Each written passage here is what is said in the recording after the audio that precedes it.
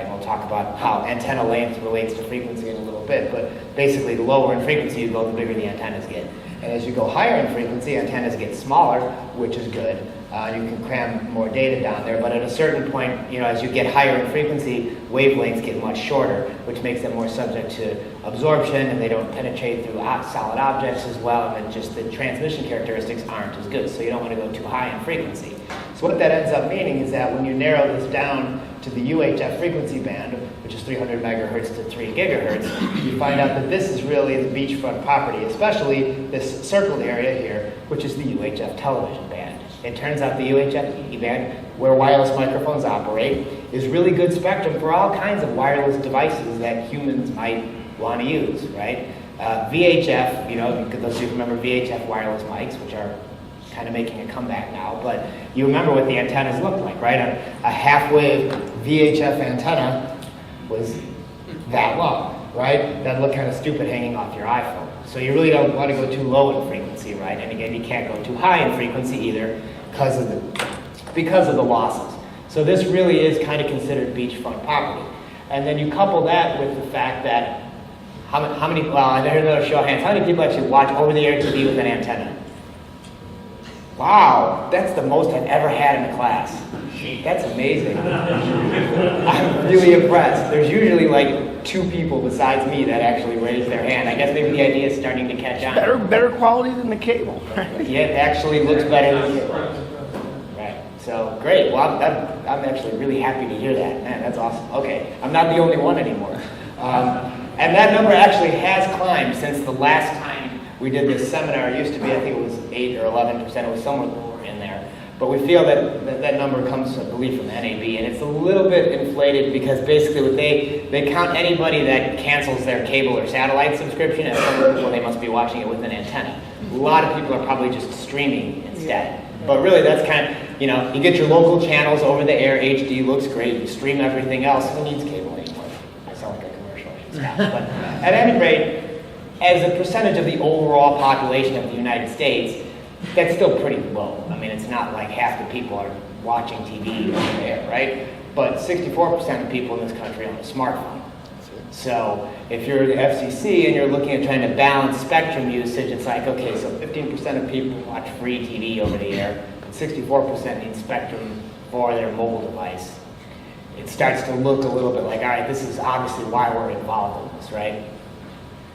So again, back around about 1996, 97, the FCC started repacking the UHF spectrum or reallocating it for different purposes. The first thing that began back then, and some people probably remember DTV coming if you've been there. Oh my God, the sky is falling. Your wireless mics aren't going to work anymore because DTV is coming. And that was really the first action that came out of the FCC, which was transitioning the U.S. from analog over-the-air broadcast to digital over-the-air broadcast. And one of the advantages to digital, besides the fact that it looks great, is that it's more spectrally efficient than analog television broadcasting. So you can pack TV channels closer together in the same market. So by doing that, the FCC was able to auction off the 700 megahertz band. How many people remember going through that auction? Right? Pretty many of us, right? It was painful, but we got through it. But everything above 698 megahertz, so the UHF band used to extend up to 806 megahertz. Now it stops at 698 megahertz, right? Everything above that was auctioned off to AT&T and Verizon and some other smaller companies. Some of it was reallocated for public safety, and all the broadcasters and wireless mic users had to get out of that spectrum. It brought in $19.6 billion. So when people say, why didn't Shure just go buy some spectrum? It's like, well, that's a little out of our budget. So there was really no way to compete with that. But that happened. There was rebates and other things to try and get people to move out of there, and that was the world we were in. That transition was completed the auction was held January 2008. Right on the heels of that, the FCC adopted what was called the Whitespace device ruling. And so just after taking away over 100 megahertz of spectrum, they came out with this other idea where they were going to allow the unused TV channels in the UHF spectrum to be used by unlicensed devices, right? So again, little personal, portable type devices that need spectrum, they were going to take those and allow those to basically share the same open channels that wireless microphones would use. Because going, well, nobody's using these channels. And we went, we're using these channels, you know. So that started a whole series of meetings and rulings and other things to try and make sure that wireless mic users' needs were considered as they went forth with this Whitespace devices, or what they sometimes are referred to as TV band devices. The DTV transition was actually completed in June of 2010. That's the date when wireless mic users needed to stop operating in that spectrum. So that took quite a while. It was originally supposed to end on December 31st of 2006. It took until June of 2010 for that to actually happen, but it did. And then in May of 2014, this brings us kind of up to where we're currently at. The FCC adopted the incentive auction report in order, or what some of you know as the 600 megahertz auction, and that's what we're actually in the middle of right now. So we can take a deeper dive into that in a minute. So again, just to be clear, in any given city, you have a certain number of channels that are occupied by actual DTV, as indicated by the blue bars here, right? And then in between, right, you have the white spaces, right, which are channels that are not being used by digital television. Those are the channels that we like to use for wireless microphones because there's no interference there. And again, these white space devices, the idea is that this other class of personal, portable, unlicensed devices, as well as more maybe rural sort of broadband, wireless broadband, would also be able to take advantage of some of this spectrum, right? That was the idea there. And these devices actually are authorized to operate nationwide. There really aren't any out there. So keep in mind, these have actually been legal since November of 2008 to manufacture and distribute. The rules weren't quite fully baked at that time. There's been several rulings since on these white space devices, and they still haven't become an issue yet. So we only mention them because technically, according to the legal rules, somebody could start producing these UHF devices that would be a potential source of interference for wireless microphones. And we should be aware of that, but it's still, as of today, there's nothing to worry about. There's nothing that exists there. So, but there were several rules that were put into place to ensure that wireless mics would still have access to clear, predictable spectrum when and if these white space devices come out. One of the questions that comes up with the white space devices is, well, how do they know which TV channels to operate on? How do they know where, how do they know that they can only use channels 22, 24, 26, and 28? How would they know that, right? So all of these white space devices would be GPS enabled. And based on the location that they sense they're at, they would query a database, and there are several that are authorized by the FCC. They would query a database that tells them, okay, at your location, here's the channels that you can use, and here's the channels you have to stay out of. Now, and over here, this is the iConnected database, so this is one of the kind of reports that you might see. You'll notice there's not a lot of white space available according to this database in Niles, Illinois, Shure headquarters. But at any rate, wireless mic users would have the ability to go into this database as well and reserve channels for your wireless microphones to operate on that white space devices would not have access to. Now again, this isn't something you have to do today, but it's just worth knowing that, especially for higher end events where you have high channel counts, 20, 30, 40 wireless mics, and you need a lot of TV channels reserved for you, you could go into the database and do this. Now originally there was a provision for anyone with a wireless mic to do this, whether you were licensed or unlicensed, and there was two different paths. Given everything that's happened with the 600 megahertz auction, it's starting to look more like that is only going to be available for licensed users going forward. And we'll talk about what it means to be a licensed user in a little bit. Just kind of keep that in mind. So these are some of the companies that are the database providers. Of course, Google's in there, T-Bridge, iConnected, Spectrum Bridge. So you can actually go to these websites if you wanted to see what they look like. And they provide two functions. Number one, they do show you, based on your exact location, which TV channels are occupied and which are unoccupied. And then it also allows you to go in there and, if you would like to, again, reserve channels if you're a licensed user, which again, nothing anybody needs to do today, but it is there. So that's that. And this is kind of what it looks like. This is, again, the iConnective. It's kind of cool because it shows you the actual contours of like the television broadcast, so you can see like the coverage areas and where you're at. So if you are in Janesville, Wisconsin here, you can see that Chicago area television doesn't really reach out that far. There's no coverage out that far. It's kind of an interesting way to look at it. So another option. Didn't we just do this? Yes, we did. What happened? Well, in 2012, Congress passed the Middle Class Tax Relief and Job Creation Act of 2012. And within that act, there was a couple of different goals. Some of the goals were to find more spectrum for mobile broadband and use the money that is from that auction to fund the nationwide public safety network, which still, all these years later, this is something that came up after September 11th attacks, with the idea is like we need to have a nationwide public safety network so all of these public safety agencies can communicate effectively, because that didn't happen at that point, and we still don't quite have it yet. So they'd like to get some money to do that, put the remainder in the Treasury. How are they going to do this? The tactic is what they call a voluntary incentive auction of spectrum relinquished by TV broadcasters with the sharing of the proceeds. So this is very different from the 700 megahertz auction. With the 700 megahertz auction, the FCC just took all that spectrum back. Broadcasters got kicked out, FCC sold the spectrum. Realizing that on the heels of that, they couldn't just go and say, okay, and now we're going to take 600 megahertz back. They decided we're going to incentivize the broadcasters to participate. So as a broadcaster, you have the option to be involved in this auction, and if your channel sells, the FCC will share some of the proceeds from that auction with you. So trying to encourage broadcasters to give up their spectrum instead of just taking it away. So how's that going to go? We'll see. It might actually go better than we thought it would initially. So there are several stages to this auction. It's quite a complicated thing. It's never been tried before, so there's a lot of things that they have to figure out here, right?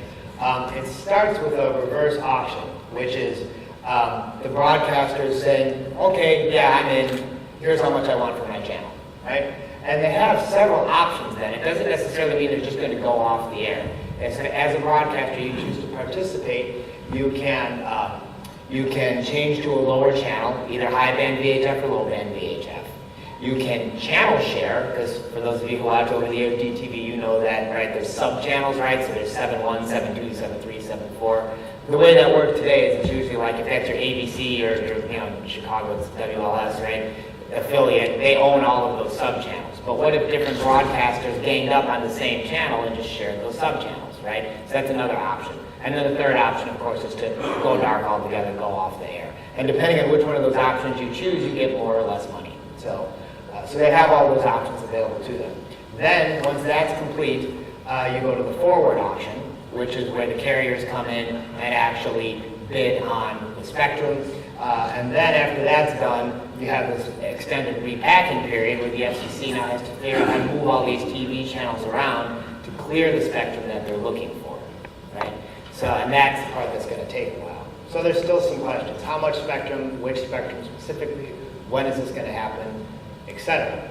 So back in August of last year, the FCC established a date for the auction to begin, which was March 31st, so that's when the reverse auction actually began.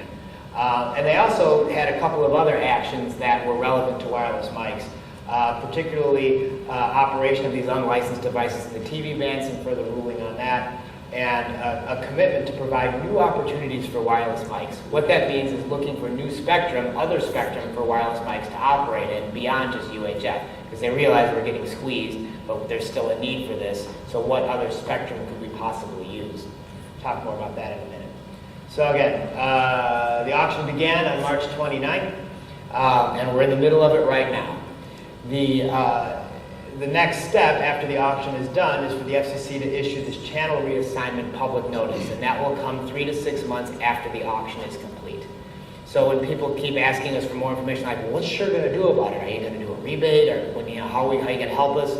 We won't know until that public notice comes out, because at that point we'll know exactly how much spectrum got auctioned, where everybody's moving to, which frequency bands are truly affected, and then we can kind of move on from there. So that's really what you want to be looking for, is probably, say, September, October time frame is when we should really have a better idea of what's going on with all of this. Once that channel reassignment public notice is out there, then we're looking at a 39-month transition period for repacking, right? And that's a hard date. At the end of that 39 months, everybody's got to be out of there. Now, that doesn't necessarily mean that, oh, great, that means we have 39 months that we can keep using our wireless mics in that spectrum. At any point during that transition, the new owners who bought the spectrum, AT&T or whoever it happens to be, could fire up their service. And once they're ready to go, at that point, that's when you as a wireless mic user would need to stop using that spectrum. And we don't really have any idea for when that's going to happen yet, because there's a limited number of antenna crews that can actually work to get all of these TV channels moved around and repacked and new transmitters up and all of that other kind of stuff. There's only a few people that actually do that, so it remains to be seen how this is going to happen. But at the optimistic end of things, we've got at least 39 months if you're using wireless mics in that spectrum. Which spectrum are we talking about? So this table came out several months ago that showed many different scenarios that were possible for the outcome of the auction, from what would be pretty much considered a failure, which is only 42 megahertz of spectrum being auctioned up here, all the way down to potentially as much as 144 megahertz of spectrum being auctioned, right? That's a lot. So what you're looking at here, again, these are TV channel numbers, right? And then these are paired bands. So like if you were bidding on spectrum, you would buy the A band as your downlink band, and the A band up here as your uplink band. So you have paired spectrum because it's always two-way communication with these mobile devices, right? And then in between, there's what we call the duplex gap. The duplex gap is there so that the uplink and downlink bands don't interfere with one another, right? So there actually is nobody that owns that spectrum. And then there's also guard bands at the bottom end here so that the TV channels wouldn't interfere with the new services or vice versa. So you've got these guard bands here as well. So these were all of the potential auction outcomes. Now, what some of you may have heard about is the fact that the FCC, after the auction began, issued what they call an initial clearing target. Now, what that means is that they now have a pretty good idea of how much spectrum they're going to be able to reclaim. And they're claiming 126 megahertz, which is a significant amount. It's actually more than we thought it was going to be, but I guess some broadcasters are figuring, well, might as well get the money while we can and participate in this thing. So that's their initial clearing target. It doesn't mean they're going to hit it still. It all depends on, you know, how many carriers actually go in and bid to take this spectrum. That's still an unknown. But that's what they're hoping for, is that 126 megahertz. So if we zoom in a little closer on that, what does that mean? And why are these guard bands important? Because these guard bands in the duplex gap are still spectrum that could be used by wireless microphones. Because there's not going to be any television operating in there, and there's not going to be any of the new services operating in there. But wireless mics, which are relatively low power and don't interfere very much, would still be allowed to use some of the spectrum. And there's some nuance to it as well. So again, in the 126 megahertz outcome, you would have a 9 megahertz guard band at the very bottom end, butting up against TV channel 29, I believe that is, right? And then you would also have 3 megahertz guard bands on the either side of TV channel 37. TV channel 37, if you don't know, is reserved for radio astronomy and medical telemetry, and that's going to remain the case. So to protect that service, there's guard bands there, which wireless microphones can use. And wireless mic can also use that duplex gap. 4 megahertz out of the 11 in that duplex gap are going to be reserved specifically for wireless microphone users.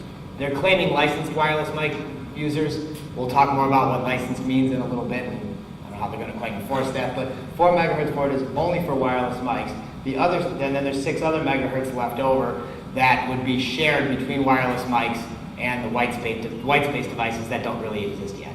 So you'd have that spectrum, and same thing here. Actually, if we zoom in a little bit closer, there's again some more kind of nuance here. But basically, on either side of TV channel 37, you'd have 2 megahertz that only wireless mics would have access to, again, just because of the way that all kind of works out. So you don't need to remember all these details now, but the point of showing you this is to let you know that even if you have 600 megahertz wireless mics now, some of them, depending on what frequency band they're in, may still actually be able to be used. So that's why we've been telling people, don't dump anything yet. If you have 600 megahertz wireless mic equipment, there's no reason, number one, to stop using it right now. And number two, there's no reason to even think about getting rid of it until we know exactly how all this is going to play out. And then you might still actually be able to use some of that stuff. And again, it doesn't seem like a lot of spectrum, but if you're using a spectrally efficient wireless system like, you know, say our ULXD or something like that, where you can cram up to 17 channels in one TV channel, you know, 11 megahertz of spectrum here, you can fit quite a large number of wireless in there. So again, if I was buying new wireless today, I maybe would stay out of the 600 megahertz band, right? Seems like a good idea. But if you have equipment already, just sit tight for a little bit and let's see how all this plays out, because some of them may still be usable. All right, so speaking of licensing, okay, you may not, how many people in here have a license for their wireless microphones? Okay, that's about what I expected. And what many people don't realize is that prior to January of 2009, it was actually required by the FCC in order to operate, for you to operate a wireless microphone in the UHF television band. And you can see how many people actually have licenses, right? And because that was the case, and the FCC realized that was the case, they said, you know what? It's fine. Blanket amnesty for everybody that has a wireless mic. So you can now operate those mics legally. You have been able to since January 2009 without a license. You have this third tier, what we call, unlicensed wireless mic users. You could still get a license if you want, a Part 74 license to be a secondary class user in the UHF television band, and then of course the primary users are the television broadcasters. So when the FCC issued this second report in order for wireless mics, it did several things. It expanded license eligibility. This is a huge one. It's something we've been working on with the FCC for a long time because, well, we'll see more in a minute about how limited it was, but now more people are able to get a license. As well as you can continue to operate without a license if you'd like, and then, as I mentioned, the FCC committed to look for more spectrum. Well, this is kind of an important one too. This seems a little off topic, but it was part of this report in order. Some of you may know that when you're inside a building like this one, for example, the amount of digital television signal that actually gets into the building is quite low because of the building attenuation, right? So if you needed to, you could fire up a wireless mic right on top of that DTV channel, and it would probably work okay because really not that much DTV is actually getting into the building. This bullet point here is the FCC basically saying, yeah, that's actually okay to do that, right? And that means, and they put a number on it. So if you have a spectrum analyzer, if you're using our wireless workbench software with a receiver you can scan with, and you can actually get a look at the received signal level, if a digital television channel is being received inside the room where you're using the wireless at minus 85 dBm or lower, then it's okay to put a wireless mic on that channel. So there you go. It seems like a small thing, but if you're trying to get that high channel count and you need every little bit of spectrum that you can, that's useful. So keep that in mind. But anyway, back to eligibility. So prior to this expansion of licensing eligibility, if you wanted to get a license to operate your wireless mic, you basically had to be a broadcaster or one of these other entities here that are somewhat related to that. Nobody else could get a license, right? In the new licensing scheme, no matter how many wireless mics you're using, these people can always get a license. Other entities that would like to get a license are able to, wow, that came out kind of washed out, sorry about that. Anybody that is using 50 or more channels of wireless on a regular basis is now eligible to get a license.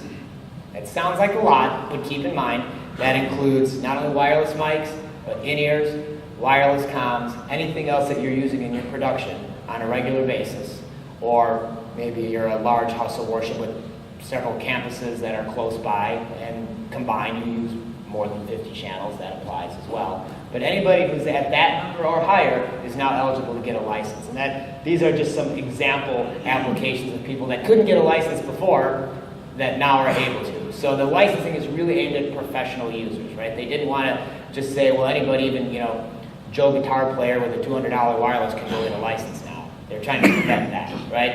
And they looked at many different ways of doing it. It's like, could we, go by the size of the venue, the number of seats, the type of activity, and all those things just proved to be really problematic in terms of actually defining it. There was too much gray area, so now it doesn't matter how big your venue is or what you're doing. If you use 50 or more channels of wireless, you can get a license.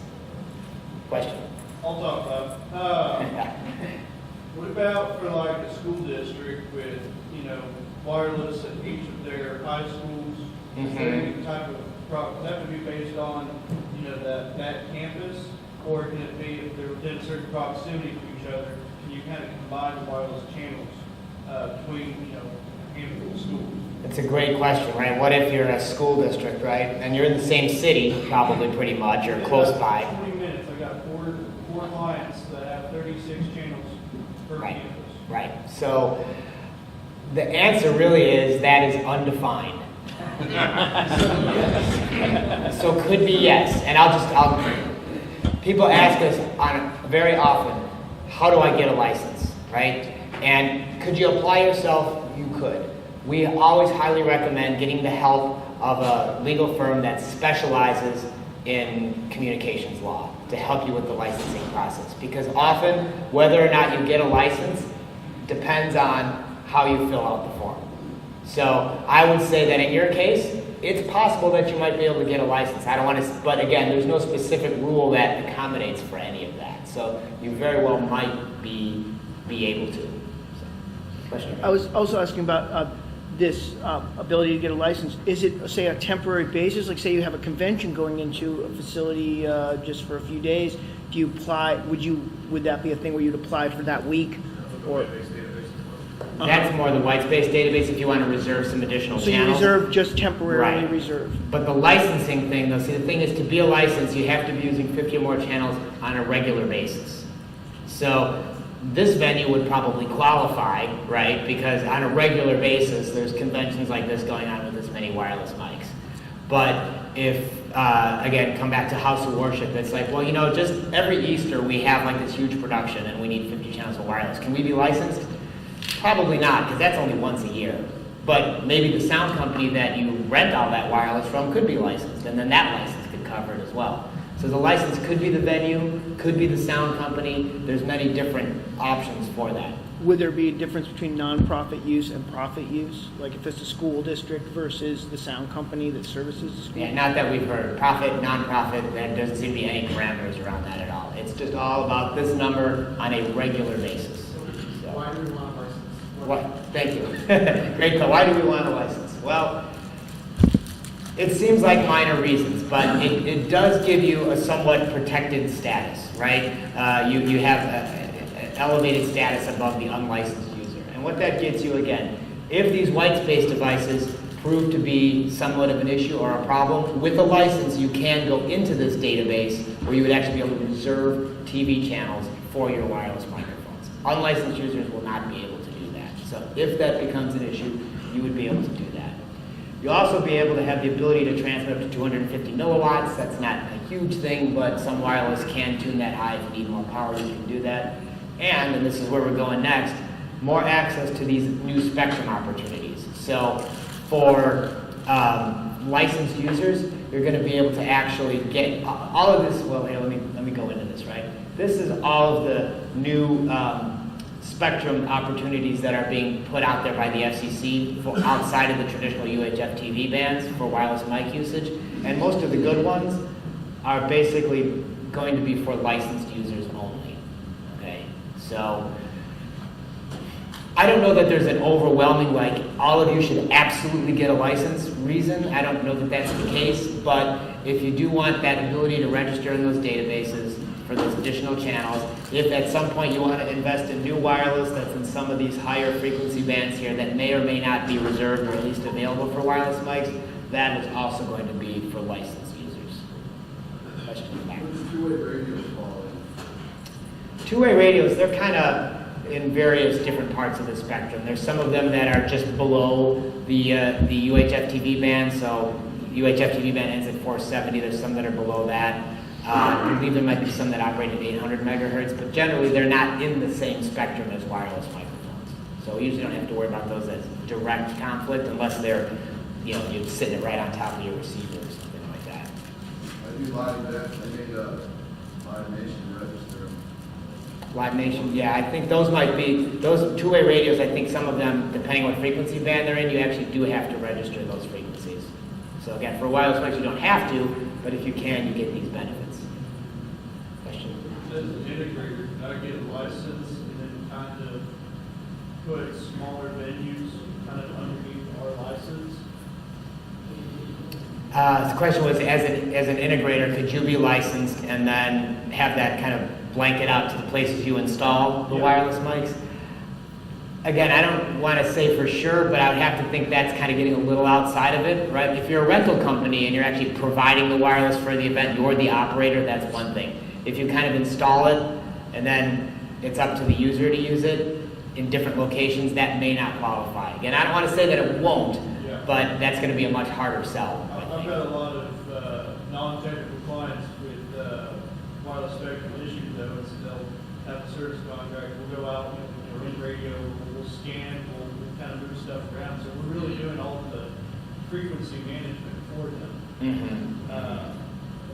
So. It depends. If that venue, if you sold that venue 50 channels of wireless, then they could get a license. But again, just because you're installing that many at different locations, I feel like that's going to be a harder sell. You know, again, it's all very vague, but I think that would be maybe a little bit outside of what you could do. So anyway, the FCC is looking at these new options, right? Some of the things you're starting to see are already in play, right? We have 900 megahertz and 2.4 megahertz wireless systems. Again, these are application dependent, right? If you're more of an entry-level user, doing a couple of channels, unlicensed band systems like that work okay. The PCS band, or what we call the DEC band, you're starting to see some wireless equipment that operates up there. And back to VHF.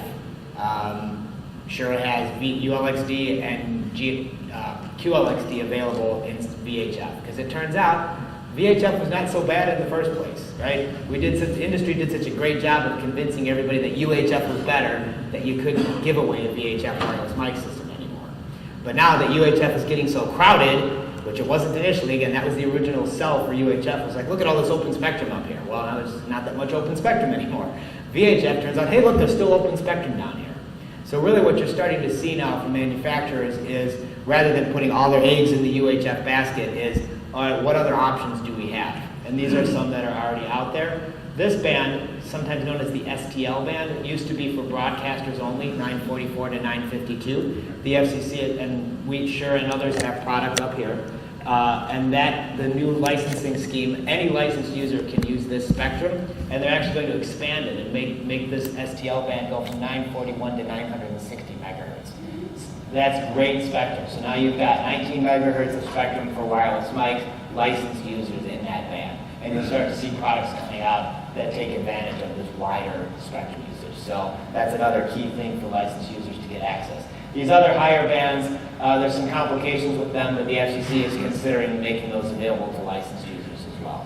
So again, instead of being all wireless mics being the same and all being UHF, now it's becoming more about like wherever we can get some spectrum, that's where we're going to go, and it'll become somewhat application dependent for that. So just kind of breezing through this so we can get on to the other stuff. Again, spectrum below 600 megahertz is going to get more crowded, right? Because once those TV channels move out of the 600 megahertz band, they got to go somewhere. So we know that's going to be more crowded. But some spectrum will still be available in those guard bands above 600 megahertz. Licensed users will still be able to reserve open TV channels, so that's one of your reasons to get a license. And more wireless mic users can now apply to be Part 74 licensed. During the transition, so I mentioned earlier, during this 39-month transition, these carriers may be coming online with their new services at different times. And how do you know when they're online, besides your wireless mic might not work so well anymore? How would you know? Well, you can consult those official databases, and they will be always up to date with what's going on with spectrum at your specific location. So the official databases will have that information, as well as if you've ever used the frequency finder on Shure's website at Shure.com, that will have that information as well, because our frequency finder actually uses data from the Keybridge database. So that's one of the official FCC database providers, which is what feeds the information on our website. So you can always check there for updates once the transition starts, which will be in about 3 to 6 months. So there's that. What we don't know yet exactly how much spectrum is going to be auctioned, and well, we know a little bit more about what additional opportunities might be out there. So what should you do? Again, if you have 600 megahertz wireless, stay the course, keep using it right now, it's totally fine. And then start, once the auction is complete and the table of allocations comes out, start checking in the databases regularly just to see if it's still okay to use those. Purchasing new wireless, consider staying below 600 megahertz. Choose the most spectrally efficient wireless you can. Again, and to reiterate, what that means is how close together can I pack frequencies, right? A wireless system that allows you to cram a whole lot of frequencies in a single TV channel is the best option for the future, because you're not going to be able to spread frequencies out all over the UHF band anymore. But if you get a system that allows you to use 14 or 17 wireless mics in a single 6 megahertz TV channel, that's going to be pretty good for a lot of people. So always looking for spectral efficiency is kind of the most important thing in choosing a wireless. And then consider some of those alternate frequency bands where appropriate. It's somewhat application dependent. If you can get a license, maybe you should get a license. So, future-proofing your wireless. More efficient wireless mics, that's what this is showing here, a bunch of wireless mic frequencies crammed very close together. Smarter wireless mics, like this one that operates in the DEX band and kind of sets itself up. You don't have to do frequency coordination because it does it on its own and manages it all on its own. And again, some systems like the GLXD, which is the 2.4 gigahertz system, that's just outside of the TV box altogether. And again, for more entry-level applications, those tend to be more appropriate. Professional applications, not so much. Quick question about the auction. Is it not going to be geographically based where the 38 hertz chooses to sell, but 38 California doesn't? Or did that be clear across the country? Right, so the question is, if you didn't hear it, was channel 38 in New York sells, but 38 in LA doesn't. What's the FCC going to do? That's why this repacking process is so complicated, because if most TV channel 38s sell, but some don't, the ones that don't sell have to move anyway, right? So they're going to move everybody. And if you don't participate in the auction and you get moved anyway, you don't get any money. So that's why I think we're going to see some of this higher participation, right? Because they're looking and saying, well, if I'm going to get moved anyway, I might as well get a little something for it. So, but that's part of the complication here.